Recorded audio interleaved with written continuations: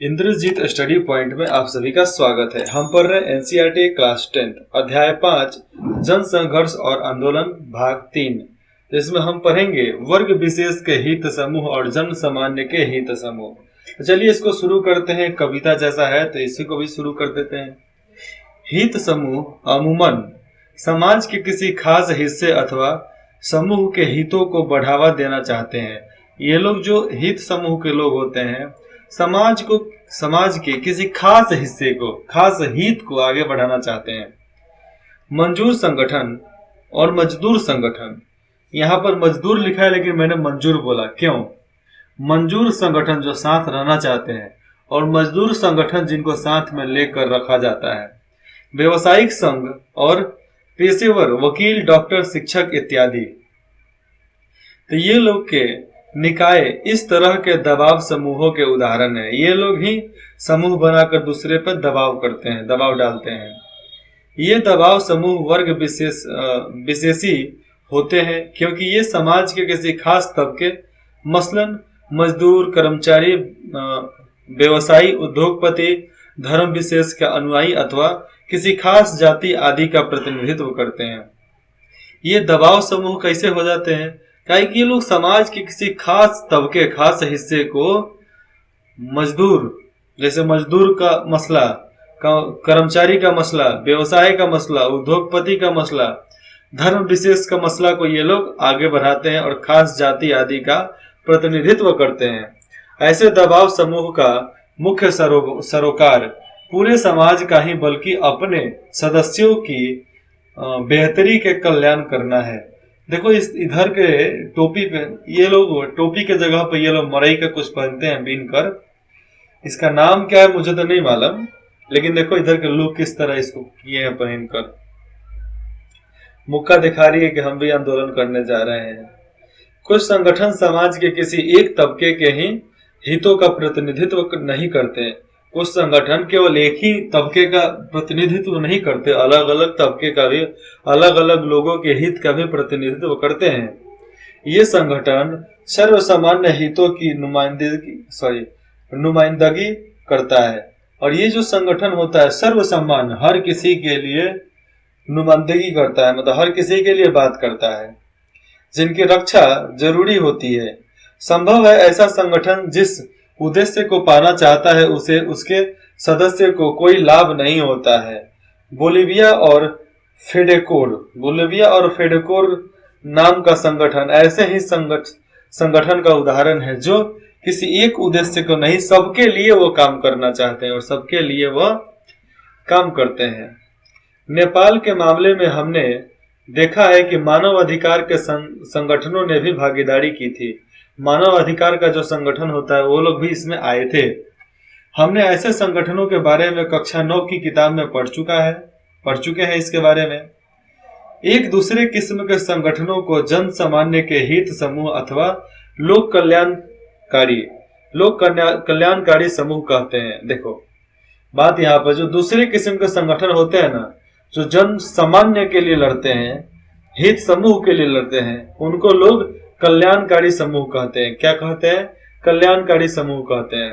तो बात होगा कल्याणकारी समूह किसे कहते हैं, तो आप यहां से लिखना कि इन दूसरे किस्म के संगठनों को जन सामान्य के हित समूह अथवा लोक, उसको कल्याणकारी समूह कहते हैं।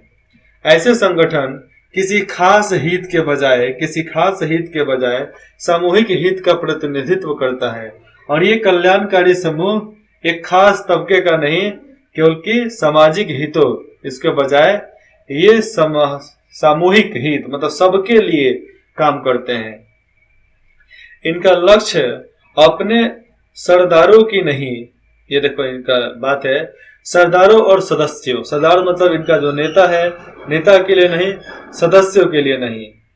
इनका लक्ष्य अपने सदस्य और सरदारों के लिए नहीं बल्कि किन्हीं और की मदद करने के लिए होता है। अलग दूसरे की मदद करते हैं। मिसाल के लिए हम बंधुआ मजदूरी के खिलाफ लड़ने वाले समूहों का नाम ले सकते हैं कि बंधुआ मजदूर के लिए कितने लोग लड़े थे। ऐसा समूह अपनी भलाई के लिए नहीं बल्कि बंधुआ मजदूरी के बोझ तले पिस रहे हैं। लोगों के लिए लड़ते हैं।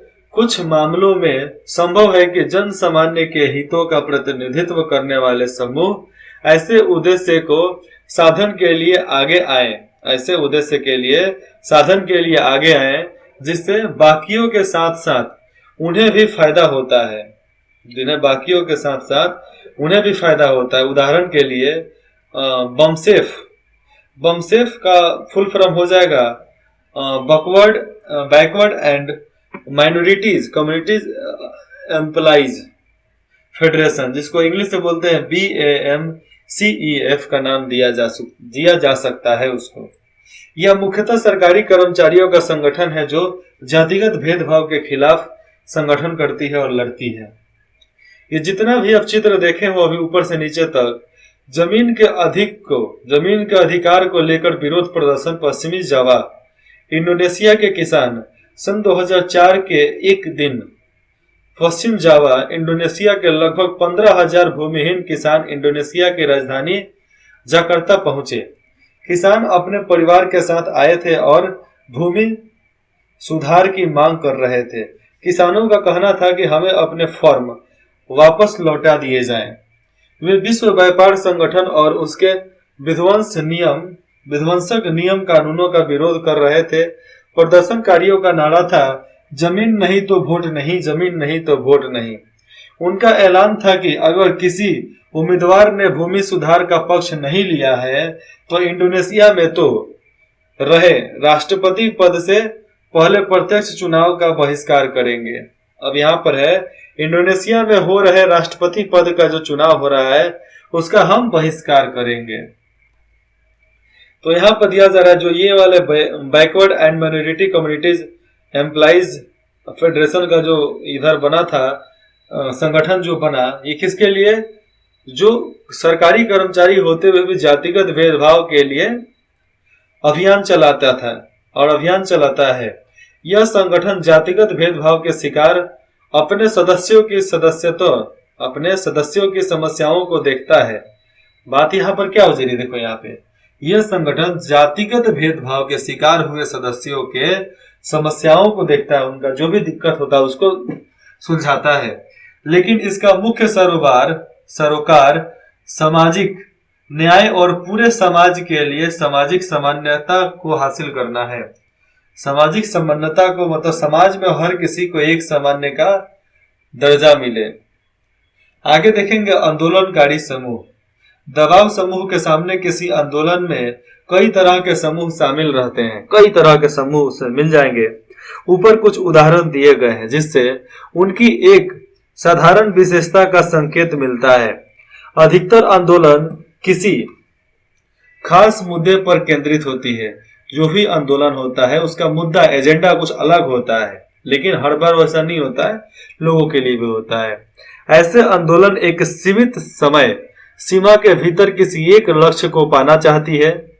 कुछ आंदोलन ज्यादा सार्वभौम प्रकृति के होते हैं और एक व्यापक लक्ष्य को बहुत बड़ी समय अवधि में हासिल करना चाहते हैं और उसको हासिल करना भी चाहते हैं। कम समय में बहुत बड़ा जो इन लोगों का मांग है, लक्ष्य है, उसको हासिल करना चाहते हैं।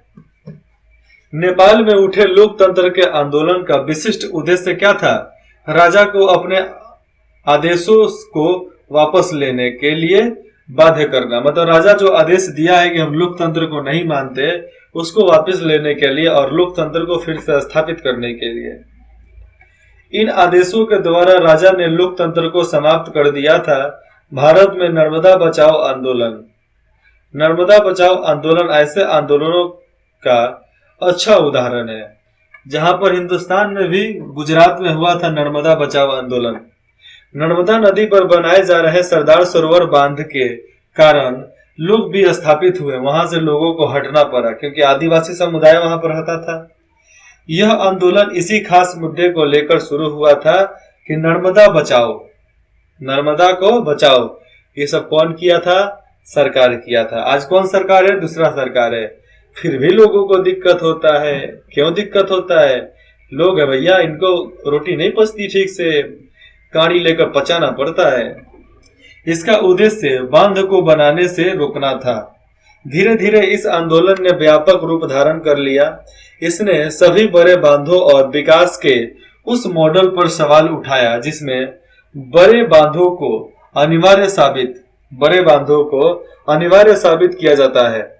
मतलब ऐसे ऐसे लोग बोलते थे कि इतना बड़ा बांध बनाना हमारे लिए खतरा है, बेकार है, पैसा बर्बाद करना वगैरह वगैरह वगैरह बहुत सारा बोलते थे। ऐसे आंदोलन का नेतृत्व बड़ा स्पष्ट होता है और उसका संगठन भी होता है, लेकिन ऐसे आंदोलन बहुत थोड़े समय तक ही सक्रिय रह पाते हैं, बाद में इनको उखाड़कर फेंक दिया जाता है। किसी एक मुद्दे पर आधारित ऐसे आंदोलनों के बरकस उन आंदोलनों को रखा जाता है जो लंबे समय तक चलते हैं। अब देखो, किसी खास मुद्दे पर लंबे समय तक जो आंदोलन चलता है ना, उसको बरकस मतलब एक तरह से सुना जाता है कि हाँ इसको कर सकते हैं। जैसे में 1 साल तक किसान पाकिस्तान नहीं, पंजाब हरियाणा का किसान 1 साल प्रोटेस्ट किया, तब केंद्रीय सरकार ने अपना फैसला वापस ले लिया। पर्यावरण के आंदोलन तथा महिला आंदोलन ठेठ ऐसे ही आंदोलन की मिसाल है। ऐसे आंदोलनों के नियंत्रण अथवा दिशा निर्देश के लिए कोई एक संगठन नहीं होता है। पर्यावरण आंदोलन के अंतर्गत पर्यावरण को बचाने के लिए अनेक संगठन तथा खास खास मुद्दे पर आधारित अनेक आंदोलन शामिल है। अनेकों आंदोलन उसमें शामिल है पर्यावरण को बचाने के लिए, पर्यावरण के लड़ने के लिए, आंदोलन करने के लिए, ऐसा देखा जा सकता है। तथा खास खास मुद्दे पर आधारित आंदोलन शामिल है और इसके सबसे संगठन बात आ जाता है। यहाँ पे ये जो संगठन की बात आ जा रही है बहुत ज्यादा होती है। इनके सबके संगठन अलग अलग होते हैं। इसमें जितना लोग भी है सबका संगठन अलग अलग होता है। ये देखो, सामाजिक आंदोलन और दबाव समूह नागरिकों को कई तरह के लामबंद करने की कोशिश करते हैं। इस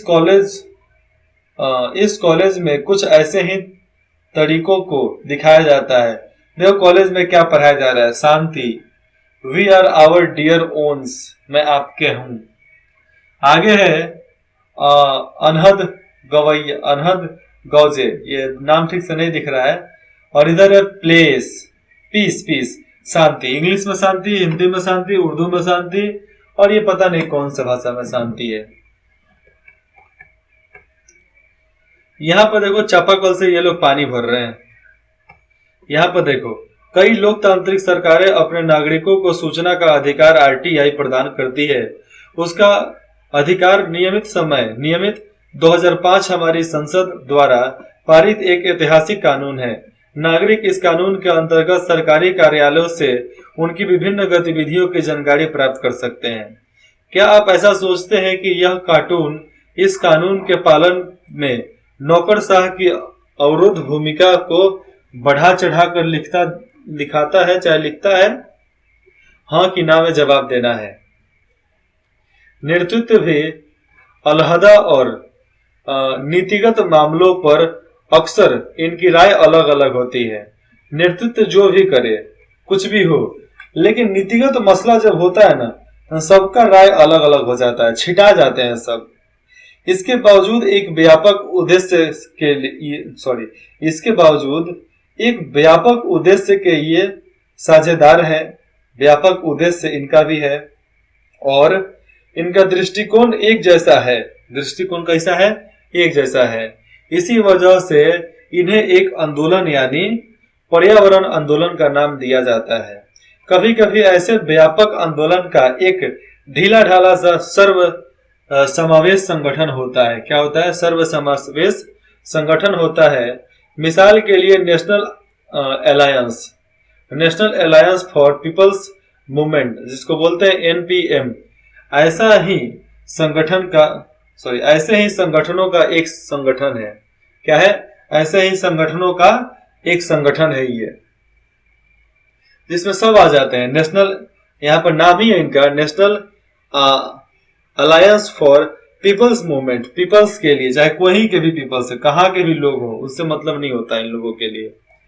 विभिन्न मुद्दों पर अलग अलग प्रकार के बातों पर संघर्ष कर रहे अनेक आंदोलनकारी समूह इस संगठन के घटक हैं।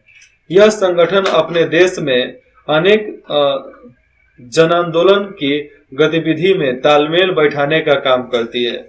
मतलब अलग अलग जो जन आंदोलन की गतिविधि होती है उसमें अपना तालमेल बैठाने का, मिलजुल कर चलने का ये लोग अपना काम करते हैं।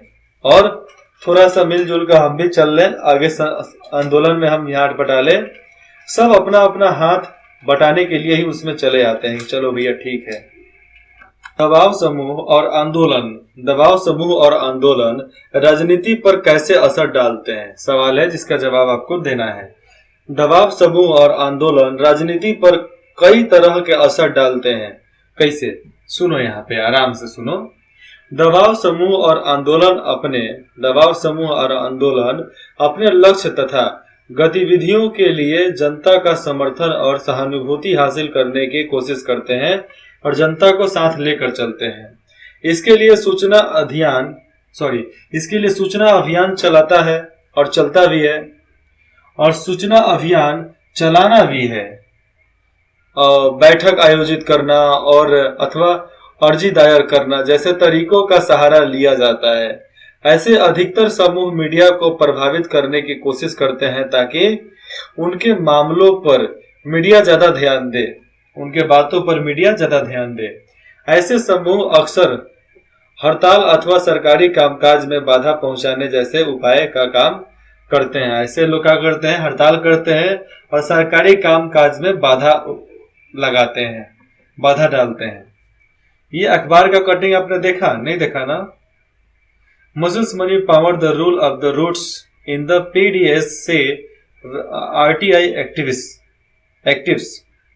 इसमें लिखा जा रहा है, समाचार के इन कतरनों में किन सामाजिक आंदोलनों का जिक्र है, ये आंदोलन क्या प्रयास कर रहे हैं और समाज के किस तबकों को लंबबंद करने की कोशिश में जुटे हुए हैं, यही तो इसमें बताया जा रहा है। तो ये लोगों का समर्थन लेते हैं। मजदूर संगठन, मजदूरों का जो संगठन होता है उसका, कर्मचारी संघ तथा अधिकतर आंदोलनकारी समूह अक्सर ऐसी युक्तियों का इस्तेमाल करते हैं कि सरकार उनकी मांगों की तरफ ध्यान देने के लिए बाध्य हो जाए, और ये चाहते हैं कि सरकार मेरे बातों को मानने के लिए तैयार हो जाए। इतना ज्यादा प्रेशर, इतना ज्यादा दबाव डाल देते हैं दबाव समूह। व्यवसाय समूह अक्सर पेशेवर लॉबिस्ट नियुक्त करते हैं। लॉबिस्ट मतलब पेशेवर, एक अफसर, पेशेवर आदमी को नियुक्त करते हैं अथवा महंगे विज्ञापनों को प्रयोजित करते हैं। अच्छा, कोई फिल्म का हीरो हीरोइन को पकड़ते हैं और एक महंगा विज्ञापन प्रचार को चलाते हैं।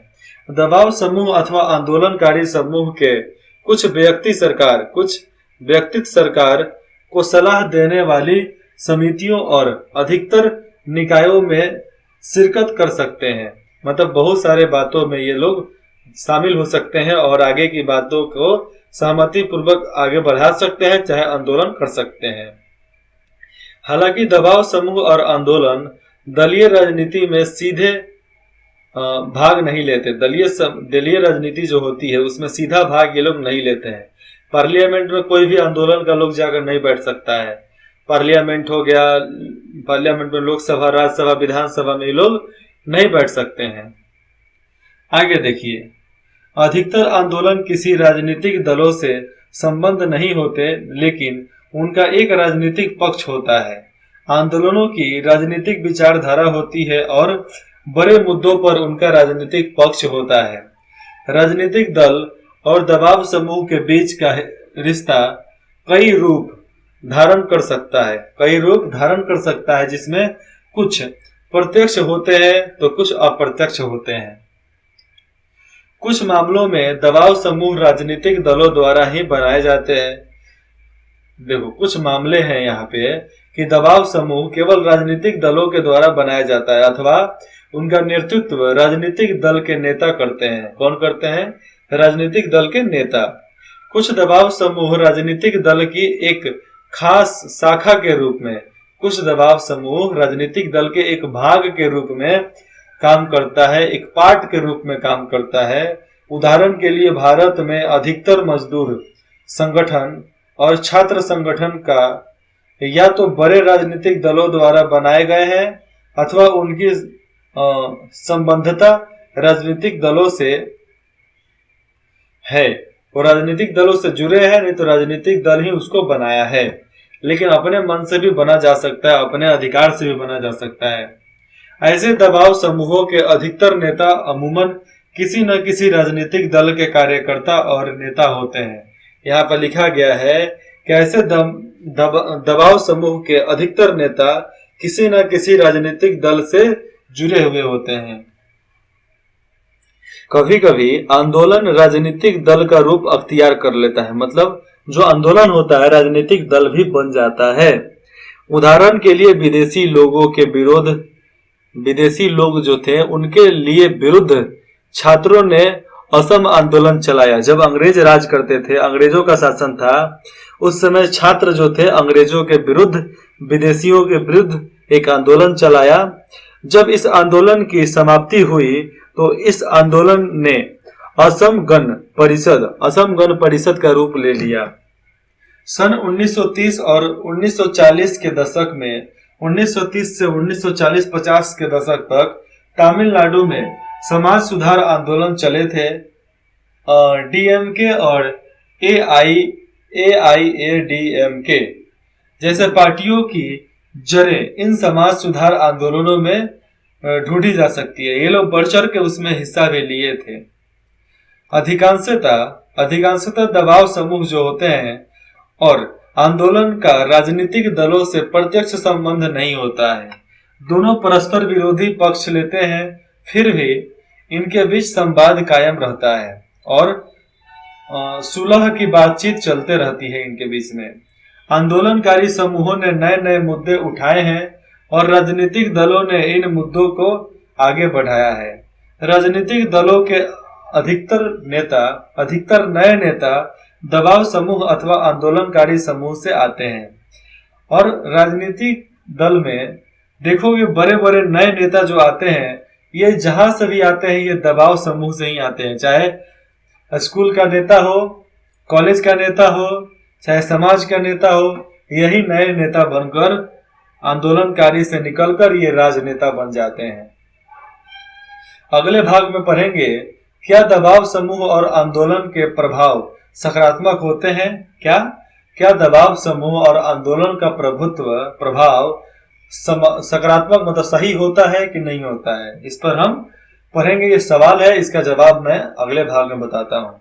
इंद्रजीत स्टडी पॉइंट में जुड़ने के लिए आप सभी का बहुत बहुत धन्यवाद। आशा करता हूँ आप ऐसे ही हमारे साथ जुड़े रहेंगे और कमेंट करके जरूर बताएंगे कि आपको ये पार्ट कैसा लगा। धन्यवाद।